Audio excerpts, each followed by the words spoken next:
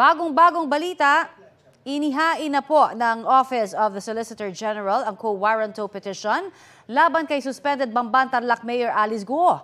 Yan ay para tingnan kung nararapat nga bang humawak ng posisyon sa gobyerno ang alkalde.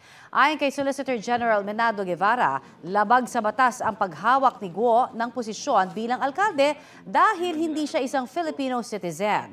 May mga ginawa rin daw si Guo na anyay serious dishonesty na maaaring ikatanggal niya sa posisyon. Wala pang pahayag si Guo o ang kanyang kampo kaugnay sa isinampang petisyon. Pero una na niyang sinabi sa mga pagdinig ng Senado na Chinese ang kanyang ama at Pilipino ang kanyang ina. Iniuugnay rin ang alkalde sa iligal na Pogo Hub na nadiskubre sa Bamban. Itinanggi niya na rin ito.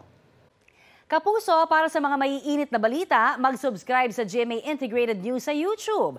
Sa mga kapuso naman abroad, subaybayan niyo kami sa GMA Pinoy TV at sa www.gmanews.tv.